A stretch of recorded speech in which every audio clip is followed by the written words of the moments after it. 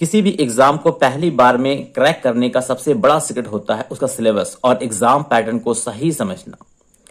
तो चलिए railway group D पूरा सिलेबस एक ही वीडियो में समझते हैं। अगर आप रेलवे ग्रुप डी की तैयारी कर रहे हैं तो वीडियो आपके लिए बहुत जरूरी है। कौन से सब्जेक्ट है, हर सब्जेक्ट में कौन से टॉपिक्स पढ़ने हैं, किस टॉपिक से कितना सवाल आ सकता है और सबसे जरूरी तैयारी की शुरुआत कहाँ से और कैसे करें, कौन सा चैप्टर पहले करना है, किस चैप्टर को बाद में करना है। इस वीडियो में ग्रुप डी का पूरा सिलेबस बिल्कुल आसान भाषा में टॉपिक बाय टॉपिक समझाता हूं। तो लेट ना करते हुए मिशन अचीवर के साथ ग्रुप डी की तैयारी स्टार्ट करते हैं। मैथ्स में कौन कौन से चैप्टर होते हैं? मैथ्स में जैसे number system, BODMAS, decimal, fraction, LCM, HCF, rational and ratio and proportion, percentage, mensuration, time and work, time and distance, simple and compound interest, profit and loss, algebra, geometry and trigonometry, elementary statistics, square root, age calculation, calendar and clock, python system, etc. इतने सारे chapter हैं जो आपको maths में complete करनी है, लेकिन सभी को नहीं। पहले कौन कौन सी करनी है, किससे ज्यादा क्वेश्चन होता है ये बताता हूँ। जैसे ये नंबर सिस्टम बहुत ही इंपॉर्टेंट चैप्टर है, आपको मस्ट करना ही करना है।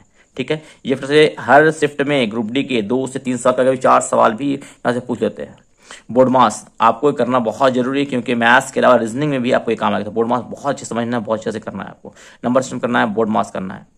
डेसिमल फ्रैक्शन आपको ये भी करना है। ठीक है, एलसीएम एचसीएम मस्ट इंपॉर्टेंट, इसमें हर शिफ्ट में सवाल रहते ही रहते हैं। भाई छोटा सा 2-3 फॉर्मूला है वो कर लेंगे तो एलसीएम एचसीएम मैक्सिमम कंप्लीट हो जाता है। ठीक है, रेशियो एंड प्रोपोर्शन इसका भी 3-4 फॉर्मूला ये कर लेंगे, ये भी कंप्लीट। इससे भी एग्जाम में क्वेश्चन रहता ही रहता है।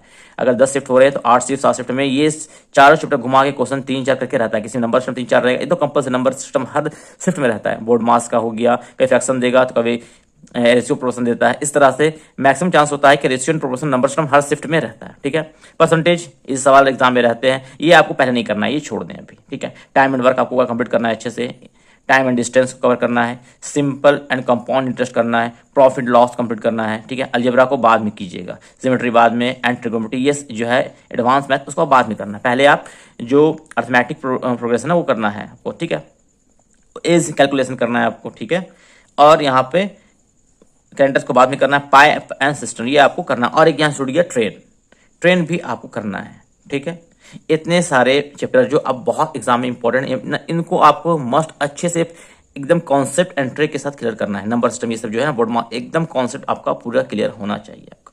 ठीक है, उसके बाद मैथ अगर आप इससे यूट्यूब से वीडियो देख ले समझ जाते हैं तो उसके बाद सागिर अहमद या फिर 8 सवाल जो भी बुक आपके पास है उससे 30-40 सवाल आप बना के प्रैक्टिस कर ले, 2-3 बार बना ले। ठीक है, वो यहाँ तक हो गया। उसके बाद आपको क्या करना है, जैसे मेंसुरेशन के बेसिक्स 2D का होता है ना, वो सब देखना है आपको।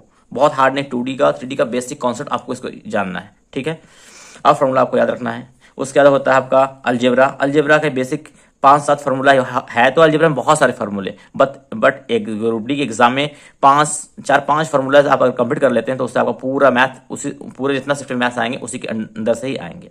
ज्योमेट्री कुछ थोड़ा कॉन्सेप्ट है वो भी आप कर लेंगे तो उसी के अंदर सारे आएंगे, मैं बता दूंगा आपको।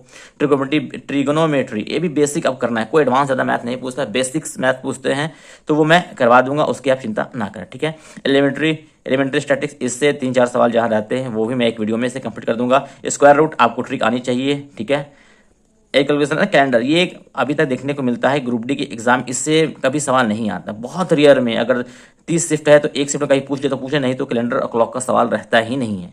तो आप इसे अगर नहीं भी करेंगे या फिर लास्ट में आपका टाइम बचे तो करें, तो छोड़ ही दें।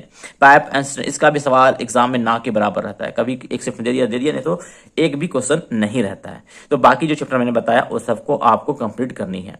एंड कैसे कंप्लीट करना है वो मैं वीडियो आगे लाऊंगा तो मैं आपको बता दूंगा। मैं जब भी वीडियो लाऊंगा पहले नंबर सिस्टम से स्टार्ट करूंगा। पहला वीडियो क्या कैसे स्टार्ट करना है मैथ्स को, एंड उसके क्या theory, important theory and practical जो कॉन्सेप्ट है एंड मैथ्स जो है एग्जाम में आते हैं, exam oriented basic to advance, 0 to hero पूरे मैथ्स को मैं यहाँ तक कवर करूंगा। ठीक है, अब आए रीजनिंग की बारी, इसे जनरल इंटेलिजेंस एंड रीजनिंग कहते हैं। इसमें भी इसमें कुछ बहुत ज़्यादा इंपॉर्टेंट जैसे एनालॉग आपको समझना है, ये बेसिक्स होते हैं। एक बार आप अगर समझ लेंगे तो दोबारा आप कुछ भी दिक्कत नहीं, सिर्फ प्रैक्टिस करनी है आपको। यहाँ पे आप एकदम साधारण सा सवाल आता है ग्रुप डी में, अब इसे पहले वीडियो में कह चुका हूँ कि आप इसमें 30 में 30 लाना कोई बड़ी बात नहीं है, एकदम आसानी से आप ला सकते हैं, एकदम इजी। मैं हर चैप्टर का एक वीडियो 7 मिनट 6 मिनट का लाऊंगा, जिसमें आपका एक चैप्टर एकदम कंप्लीटली एक कॉन्सेप्ट के साथ क्लियर हो जाएगा आपका।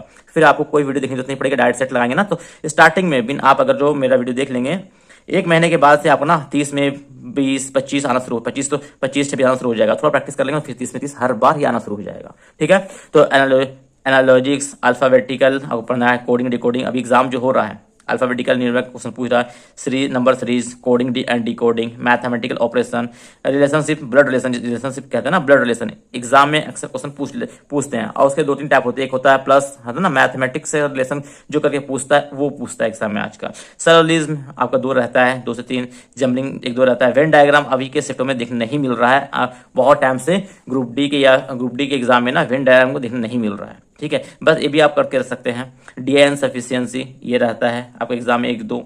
कंक्लूजन एंड डिस्कशन ये इस बार आपके सेफ्ट में बहुत कम क्वेश्चन देखने में मिल रहा है कि एक इससे पिछले साल और इस साल बहुत कम इसके क्वेश्चंस आ रहे हैं। 1-2 शिफ्ट में आ रहे तो कुछ भी नहीं आ रहे। इसके पहले 2 साल पहले जो एग्जाम हो रहा था उसमें decision making, conclusion, decision making बहुत से भर भर के सवाल पूछ रहे थे, बट अभी इनका सवाल उतना नहीं पूछा रहा, तो इसे आप अभी नहीं लास्ट में कर सकते हैं। सिमिलरिटीज एंड डिफरेंस करना पड़ेगा, एनालिटिकल रीजनिंग आपको करना पड़ेगा, क्लासिफिकेशन, डायरेक्शन बहुत जरूरी है। डायरेक्शन से हर शिफ्ट में सवाल रहते हैं करने हैं आपको।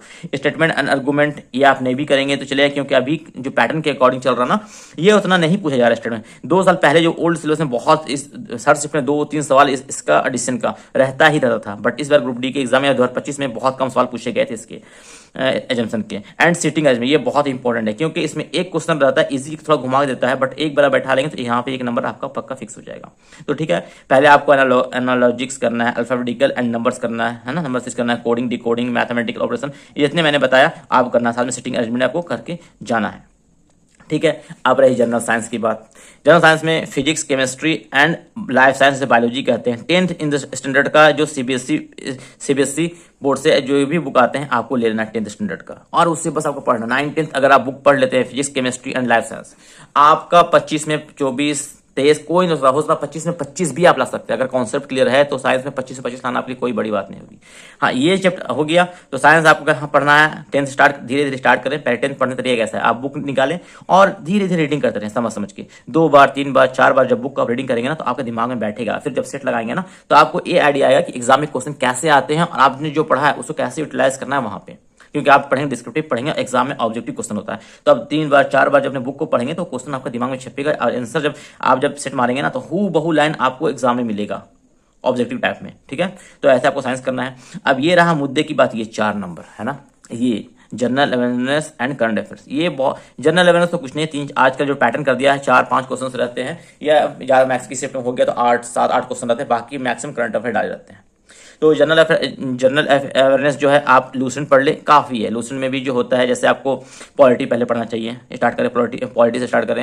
हिस्ट्री में पढ़ना है तो स्वतंत्रता संग्राम स्टार्ट करें, और पुराना जो कनिष्क है 800 के जो 20 के आसपास है ना वहाँ पे पढ़ना है, कि वहीं से क्वेश्चन पूछते नहीं तो फिर स्वतंत्रता संग्राम से पूछते हैं। बाकी सल्तनत काल हो गया, आपका मुगल काल हो गया, इस सबसे क्वेश्चन एग्जाम में ना के बराबर रहते हैं एग्जाम में। ठीक है, तो पॉलिटी आप कर लें। हिस्ट्री का, उसके ज्योग्राफी के क्वेश्चन बहुत माइनर सा क्वेश्चन होता है, बहुत ही लाइटली, तो आप सब बांध ले सकते हैं। एक बार पढ़ने से आपको ना लूसेंट आपका सब क्लियर हो जाएगा। ठीक है, बता दूंगा। ठीक है, उसके अब होता है करंट अफेयर्स, ये सबसे इंपॉर्टेंट पार्ट है आपका। ये कभी कभी क्या होता है ना, पिछले 20 में 20 क्वेश्चन करंट अफेयर्स का था, जनरल अवेयरनेस था ही नहीं भाई। पिछली बार एग्जाम में जो एग्जाम हुआ था ना 25 में, जो उसमें जनरल था ही नहीं, ओनली करंट अफेयर्स था। तो करंट अफेयर्स कैसे करना है, इससे पहले वीडियो में बताया मैं, डेली आधा घंटा आपको देना है करंट अफेयर्स में, ओनली हाफ आवर, ज़्यादा नहीं। क्या करना है, कोई भी वीडियो आप देखें उससे आप एक कॉपी रख लें, और कॉपी में जो भी क्वेश्चन है उसको नोट डाउन करते हैं। इसको नोट डाउन करने के अलावा जब आपका डेली बेसिस में करें, उसके बाद मंथ में जो वीडियो बनाता है, कोई भी टीचर बनाता है या मंथ का मैगजीन लाता है, उससे एक बार आप पढ़ लें, या वीडियो देखिए या पीडीएफ पढ़ लें। उससे क्या होगा कि आपका जितना मंथ का आप शुरू डेली बेसिस में पढ़ रहे हैं तो आपका इतना रिवीजन हो जाएगा कि मंथ में आप जो पेपर निकलता है या वीडियो देखेंगे उसमें से आपका 80 to 90% क्वेश्चन आपको पता होगा। 10% क्वेश्चन हो सकता है आपका कहीं छूट गया हो, वो जो महीने का मैगजीन पढ़ेंगे वहां आपका कवर हो जाएगा। इसी प्रोसेस को आपको कंटिन्यू करते रहना, जहां से आप करंट अफेयर इतना मौजूद हो जाएगा किसी भी एग्जाम में आपका एक भी करंट अफेयर नहीं छूटेगा, एक भी करंट अफेयर छूटेगा, मेरा वादा है। ऐसे करना है आपको, खुद का नोट्स बनाना है और ज्यादा टाइम नहीं देना, हाफ आवर खुद का नोट्स बनाना है, आप पार करके देख सकते हैं, क्वेश्चन अटेम्प्ट करना है। और हाँ, बीच में जो टॉपिक जैसे आता है, जैसे ओलंपिक हो गया तो ओलंपिक का अलग से नोट्स बनाए, आप कॉपी बनाए अलग से, 5-10 रुपए का कॉपी ले लें, उसमें नोट्स बनाए। जैसे ओलंपिक हो गया, ऑस्कर अवार्ड हो गया, पद्म भूषण अवार्ड हुआ, पद्म अवार्ड हुआ है ना, भारत रत्न हुआ, ये सब जो मिलता है उसका एक लिस्ट अलग से बनाए। इस सब में ये तो आप डेली बेसिस में कर रहे हैं, लेकिन जब वो निकलता, और जब निकला फिल्म फेयर अवार्ड हो गया है ना, नेशनल फिल्म फेयर अवार्ड निकला, तो इस तरह के जितने भी इवेंट होते हैं उन सारों को आप एक पेज में कॉपी में लिख सकते हैं, और उसे ना 7 दिन 8 दिन में रिवीजन करते रहें। नोबेल प्राइज का हो गया, रिवीजन हो गया है ना, 10 साल की अवार्ड हो गया, जितने अवार्ड है सबको अलग कॉपी में लिखा, उसे डेली बेस में रिवीजन करें, आप वीकली बेस में रिवीजन करें। इस तरह आप देखिएगा, अगर रीजनिंग कहीं भी करंट अफेयर 20 रहा तो आपका 100 में 100% मैथ के जैसा आपका करंट अफेयर एक भी नहीं छूटेगा। हो सकता है अगर आपको मेरे कंटेंट अच्छे लगे, आप बताएं बोलेंगे तो मैं 5 मिनट की वीडियो में पूरे एक दिन का जितना भी सवाल होता है जो एग्जाम ओरिएंटेड है, जो एग्जाम में आपका आप पूछिएगा, एग्जाम में आएगा, उन सारों सवालों को एक ही वीडियो में 5 मिनट की वीडियो में लाने की पूरी कोशिश करूंगा। अर्ली मॉर्निंग में अपडेट करने की कोशिश करूंगा। अगर आपको चाहिए तो प्लीज कमेंट में जरूर बताएं। अगर कमेंट में बताएंगे तो मैं पूरी कोशिश करूंगा 5 मिनट की वीडियो में सारे कॉन्सेप्ट, सारे क्वेश्चन मैं लाने की कोशिश करूंगा। नहीं तो बहुत सारे जो यूट्यूबर्स होते हैं व्यूज बढ़ाने के लिए आधा घंटा 1 घंटा तक करंट अफेयर करवा रहे हैं, उतना नेसेसरी नहीं होता है आपका। अगर आपको करंट अफेयर पढ़ना है तो हाफ आवर इनफ है, इनफ। गवर्नमेंट जॉब अगर आपको नॉलेज रहना तो आप 1 घंटा पढ़ सकते हैं, टेलीग्राफ पढ़ सकते हैं, कोई दिक्कत है। लेकिन अगर आपको एग्जाम, रेलवे एग्जाम के लिए या एसएससी एग्जाम के लिए पढ़ना है तो हाफ आवर इनफ होता है आपको फर्स्ट करंट अफेयर आपको पढ़ने के लिए, है ना। साथ में जो प्रोसेस बताऊँ, इवेंट का अलग से आपको कॉपी बनाना, बजट आ गया तो उसका अलग से कॉपी में लिखना है आपको, उसको करना है। तो मैंने यहाँ पे जितने भी ग्रुप डी के सिलेबस में कौन कौन चैप्टर रहेंगे, कैसे करना, क्या, मैंने आपको पूरे कंप्लीट एनालिसिस कर दिया हूँ। आई होप आपको समझ में आ गया होगा। मैं बहुत जल्द ही मैथ्स, रीजनिंग और साइंस कैसे पढ़ना है और करंट अफेयर, अगर आपको करंट अफेयर्स बोलेंगे तो करंट अफेयर्स की वीडियो मैं लेके आऊंगा एंड स्टार्ट करने वाला हूं बहुत जल्द। हमारे टेलीग्राम ग्रुप से जुड़े, फेसबुक को में फॉलो कर लें ताकि जो भी अपडेट है मैं वहां पर भी अपडेट कर सकूं। एंड मेरे चैनल को भी सब्सक्राइब जरूर कर ले, साथ में बेल आइकन दबा ले ताकि मैं कोई भी अब वीडियो अपलोड करूं तो झट से आप तक वो वीडियो पहुंच जाए और इसको देखकर आप लाभ उठा सके।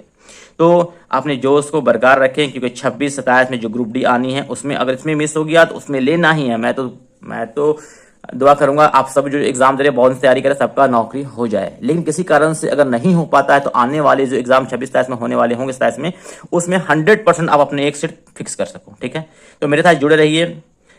तो चलिए ठीक है, फिर मिलते हैं। और हाँ, एक और काम है आप दोस्तों, मेरे वीडियो को शेयर भी जरूर करें, क्योंकि मैं अच्छे कंटेंट आपको प्रोवाइड करवाने की पूरी कोशिश करूंगा। तो इसके लिए थोड़ा मोटिवेशन चाहिए। मोटिवेशन कहाँ से मिलता है? मोटिवेशन आपकी एक शेयर से मिल सकता है हमें। तो प्लीज आप तो खुद सब्सक्राइब करें, साथ में अपने दोस्तों को भी शेयर करें। ओके, तो फिर मिलते हैं अगले वीडियो में। अच्छे से रहें। Thank you. जय हिंद।